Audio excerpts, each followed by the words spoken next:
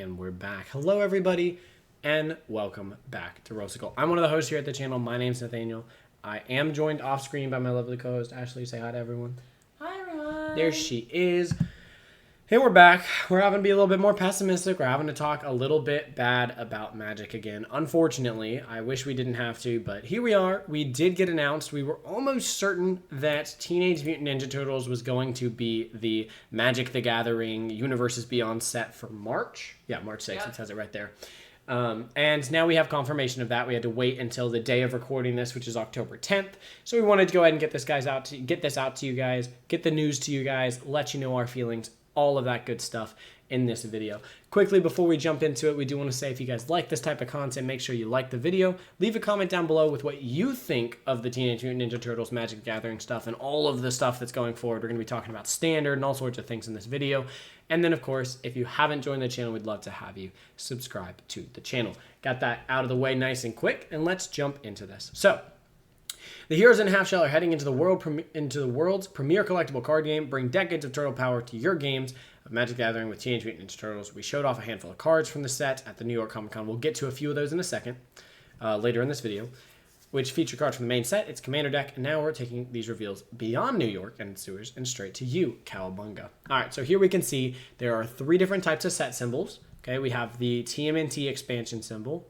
Okay, so this is just the regular standard legal cards. Then we have the TMC expansion symbol, which is the Commander cards. And then we have the Pizza expansion symbol, which I assume is probably like the bonus sheet and is also likely not standard legal. But these will show up in Limited. These will not show up in Limited, is I imagine the big difference between those two. So we'll see here TMT is illegal in all formats. Both the TMC and Pizza are Commander Legacy and Vintage legal sets, and individual cards are also legal where already available in other formats. And it does say Play Booster cards contain the TMT and PZ. Wow, I nailed that. I got it perfect. So that's exactly what it is that these are potentially going to come up in your drafts and sealed events, that sort of thing. All right. Now, website here, you could go straight to it. There is a card image gallery if you want to take a look at that. We're going to take a look at some of the cards they revealed, but we wanted to jump right in to the MSRPs, what they want to charge for these things. So we're seeing similar prices here to Spider-Man, which I imagine is just going to be the premium price that we're paying for these Universes Beyond products that are now over 50% of the products we have to buy if we want to play the not premium, but everybody should play its standard format. You're paying $7 for a damn booster pack, which is notably ridiculous. We used to sell draft booster packs for $4. And when I say used to, I mean I remember them, and I've been playing for what, 2 years? I think so. 2 years. Because you've been playing for about a year more than I have. I've been playing for 2 years, and I remember draft boosters. Now, sure, you had set boosters along with draft boosters, but you still had draft boosters. Now, the only booster that is the regular play available is $7, and it's going to be $7 for half. And this next year is going to be more than half. And honestly, I don't even trust Wizards that it's going to be half in 2027. I don't know why we would trust them. They haven't stuck with anything else they've said. So I don't really, it's not like we really know they mean that. Over half or equal to half the sets are going to cost you $7 a play booster. Now, mind you, we pulled it up here just as a little bit of reference. Lorwyn Eclipse is what comes out before that. And mind you, they've bumped up the in-universe sets. Oh, can we get away with 50 cents? What if Strixhaven bumps it to $6? What if next year they bump them all just a universal $7? Just because that's what play boosters cost, right? It's sickening. It's disgusting. Anyways, so that's the price of the play boosters, which again, all of these cards will be standard legal. So if you play standard, you're gonna have to invest, essentially. The collector boosters are god-awfully outrageous, as always, at $38 MSRP. Now, again, this is what we saw for Spider-Man. It just sucks that this is going to be half of what we see going forward. This is the first collecting article we're getting for 2026. Correct me if I'm wrong. That's Universes Beyond, because we have Lorwyn, but we don't have a Universes Beyond one yet. So I would expect Marvel to follow these prices. I would expect The Hobbit to follow these prices. And I would expect Star Trek to follow these prices, which means 4 out of 7 sets are following these prices. There is one Commander deck that we're going to be getting at $69.99. So they're charging almost double what they MSRP'd Commander decks for. Again, in the time that I've been playing Magic, there's like light running straight down the middle of my face. I'm so sorry, from the sweetie. blinds. It's from the blinds. I don't think we can do anything about it. cannot. But I'm looking up at the camera and I'm being blinded. So if I ever like half look away, that's what I'm doing here. Anyways, so maybe I can like scoot to the side and it'll be a little less likely to... Oh, there we go. That's perfect. Great. I'm going to be over here now. So that's like almost double what I remember precons going for. When Ixalan and Wilds of Eldraine came out, which is right about when I was getting into Magic, or like started working at the game store and knew about the prices of Magic, those decks were anywhere from about $40 to $45. Now, the secondary market would charge higher than that. So the dinosaur one for Ixalan was pretty hard to get your hands on because it was a pretty powerful deck. Okay, that's fine. But the MSRP, the value, well, okay, we didn't have MSRP then, but the sticker price that was expected for those decks was about $40 a deck. Same thing for Wilds of Eldraine. And they pretty much followed that up into the next year. And here we can see $70 you're paying those premium prices for Commander decks, but half the Commander decks that come out in the year are going to be premium products. Half the play boosters, premium products. Collector boosters, premium products. I'm curious what we did collector boosters for Lorwyn here, huh? Okay, so it's 27 with an asterisk.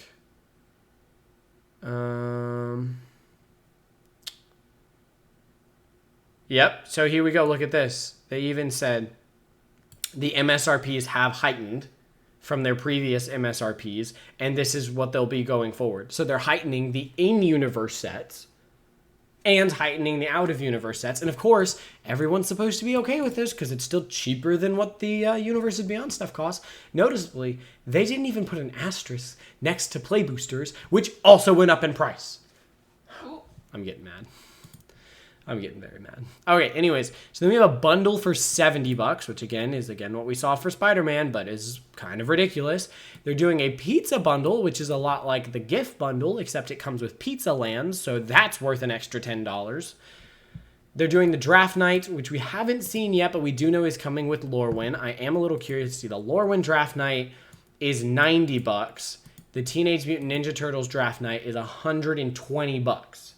So they're equating $30 of extra value because this is, I mean, I just don't know if I can get behind $120 for one draft with a couple of friends. I mean, you're all going in $30 at that point.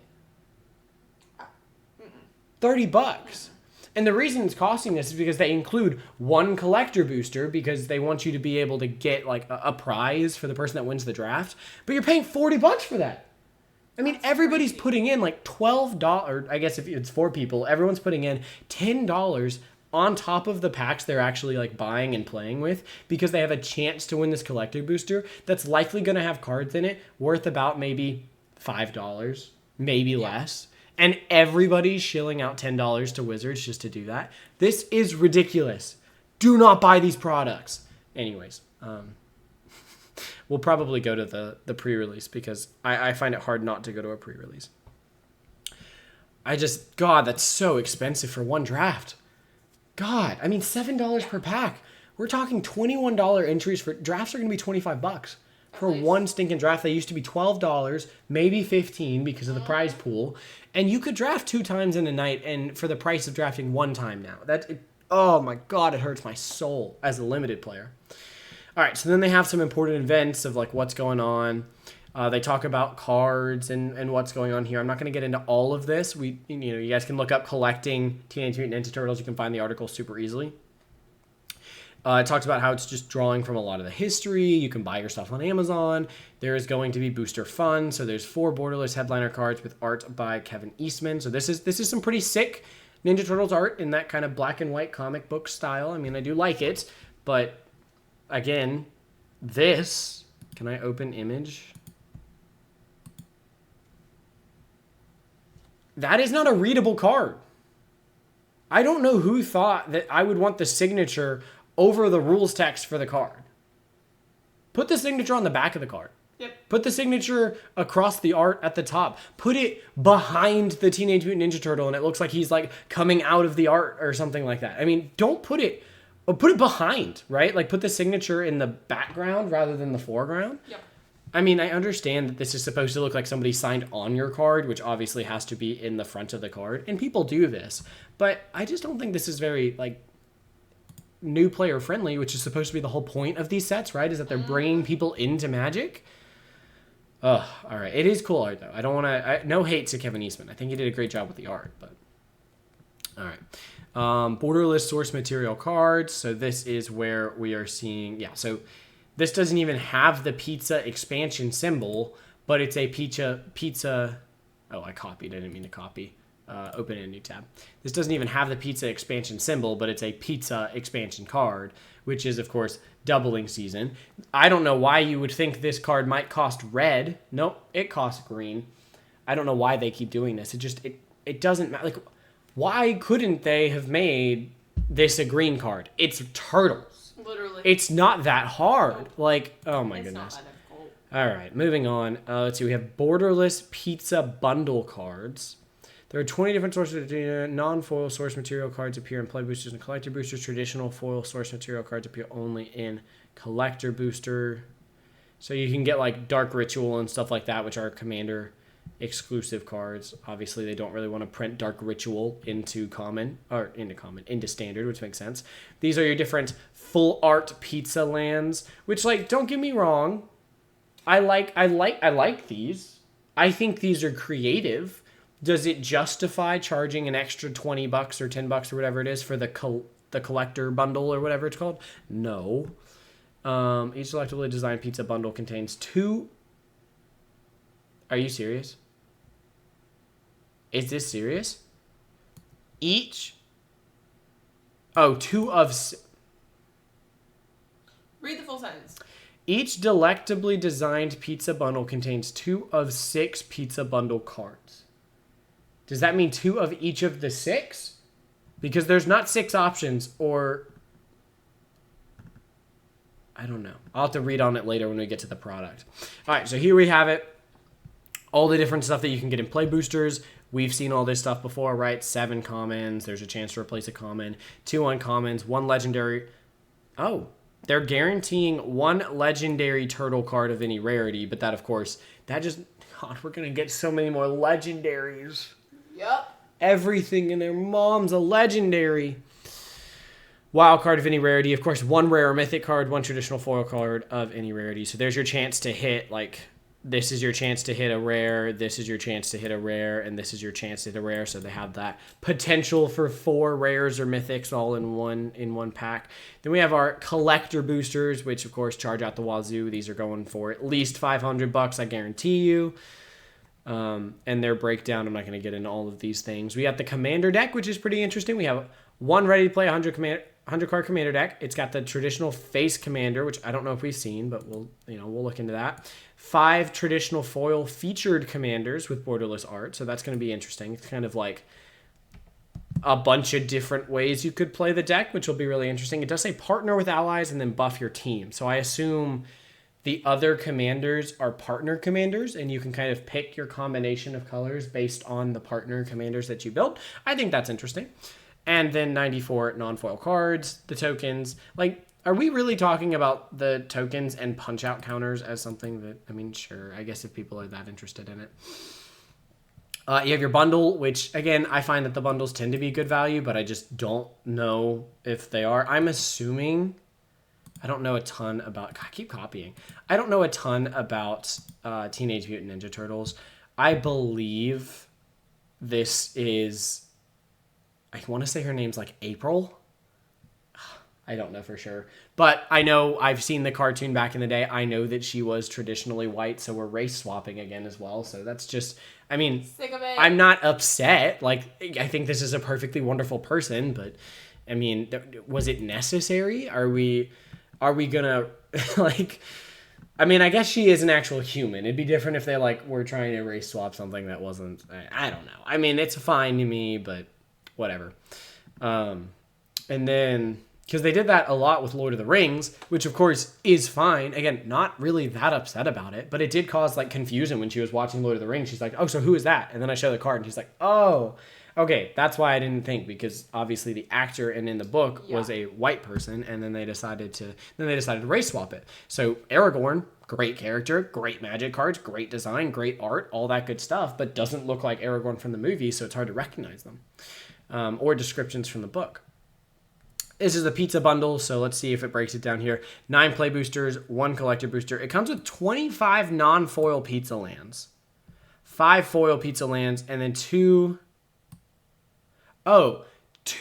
foil pizza bundle promo cards. So it comes with special pizza promo cards that aren't the pizza lands, that are just extra promo cards you could get, I guess. So there's that. Then there's the draft night, which we've already talked about. They are doing something completely new called the Teenage Mutant Ninja Turtles Team Up, or Turtle Team Up, which does look really good. I need to keep, like, I guess the light has shifted, so now I will go to this side. The sun moves. Huh?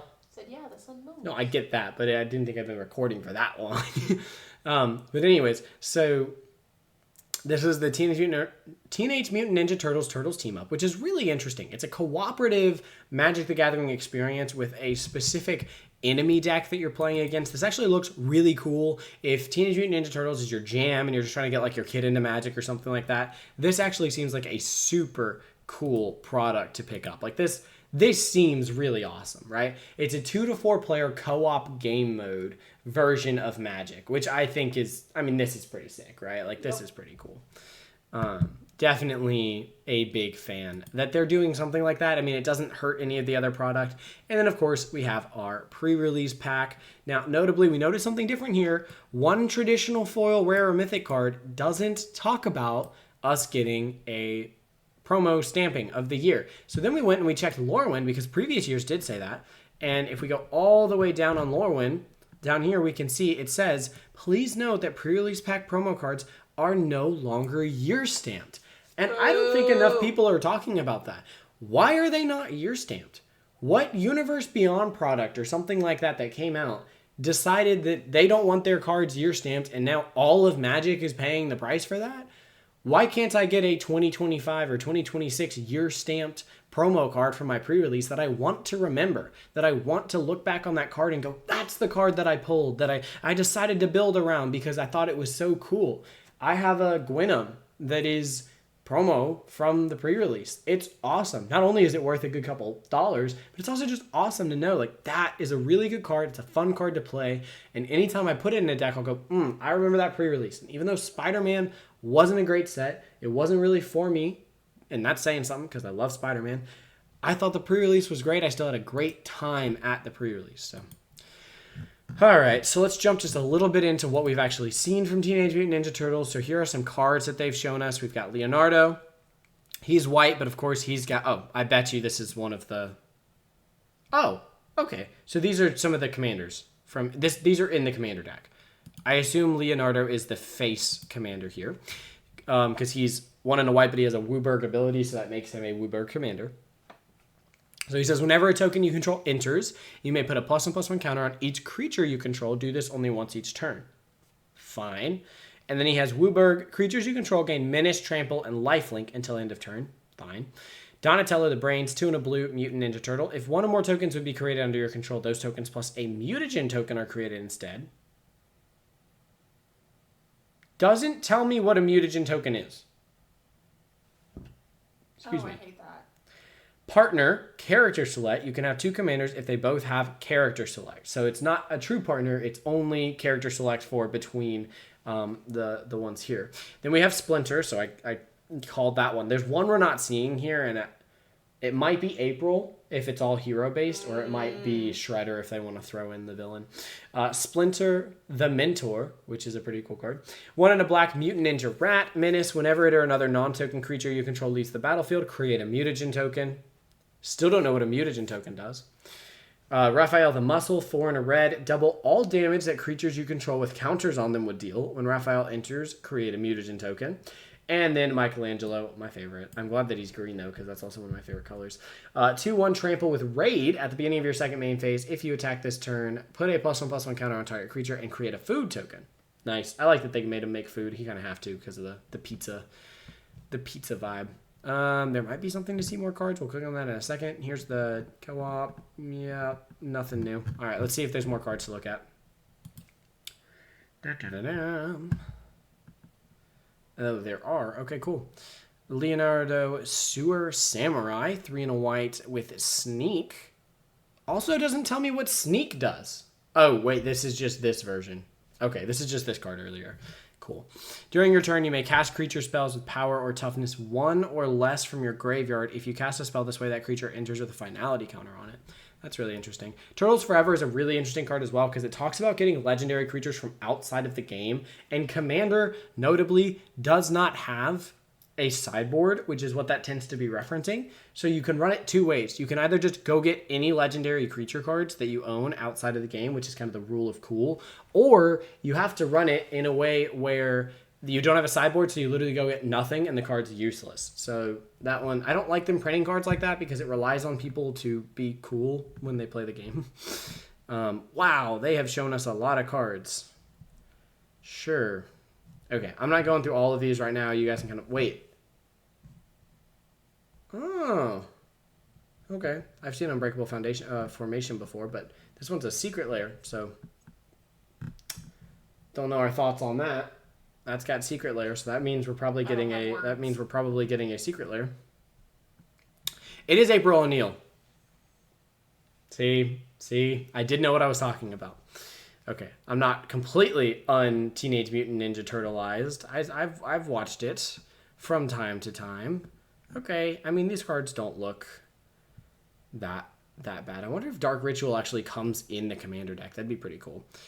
Super Shredder, 1 and a black menace, 1/1. Whenever another permanent leaves the battlefield, put a +1/+1 counter on it. It's not great. See, another thing we're seeing is that the power of these Universes Beyond sets aren't what they always were because they're having to be printed into Standard. So they can't print things as broken as like the One Ring. But part of what made Lord of the Rings so cool is that it was such a powerful set. Yeah. Because it was straight to Commander and Modern, and they could release more powerful cards. They didn't have to worry about the One Ring being in Standard. Anyways. I mean, there are decent cards here. I just think that, generally speaking, I'm so not excited for this set that... Oh, yeah. My excitement, 0. Yeah. Like a pure 0. These just aren't great cards. They just really aren't. Oh, we have a card called Heroes in a Half Shell. Turtle Power. 5/5 Vigilance Menace Tramp. Oh, wait. Okay. This is also a Wooburg commander, so you could run this as the commander. Whenever one of... Oh, wait. Do they show us Mutagen token? No, they don't. Okay. Doesn't look like it. They do! Mutagen token. So what does Mutagen do? 1, tap, sack it, put a +1/+1 counter on target creature, activate only as a sorcery. Hey, all of your decks that want to just make random artifacts and stuff like this, all I'm saying, every time we get more stuff like this, we get, what was it? It was like junk tokens in Fallout, which I have no idea what they do because I don't even... Rad tokens in Fallout. There's Mutagen. There's... What else is there? In Edge of Eternities, we got the munitions. We got... Yes. All I'm saying is that Gimbal gets more and more playable. Every single set. Yeah, he does. Yeah, he does.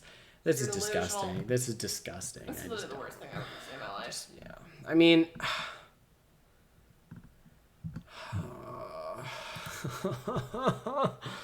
I don't even know how to feel.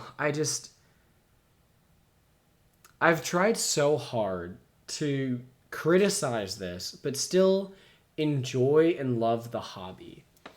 And it feels like it's getting harder and harder to do. Yep.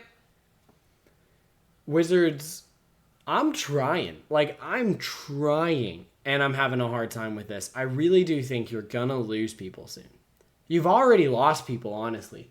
But to keep this up, I mean, the Commanzo's putting out a bleh video. The Professor's putting out his meh Universes Beyond video. You're losing people.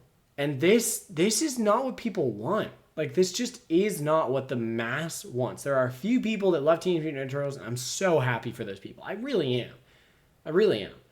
But as somebody that loves Spider-Man as much as I do, I'm afraid for those people too, because I feel like this set could just end up being what Spider-Man was for me, which was just, as much as I love Spider-Man, as the Professor put it, I love cheesecake and I love spaghetti, even though I don't love spaghetti, but we'll go what is something that I do love? Cheeseburgers. Burgers are the best. Ooh, yeah. Cheesecake and cheeseburgers? Exactly. I love cheesecake and I love cheeseburgers, but I don't want cheesecake on my cheeseburger. Exactly. I don't know. I can't really add much more to that. That's what we've got right now. There's a lot of changes coming. It's generally mostly negative. There are a few interesting things.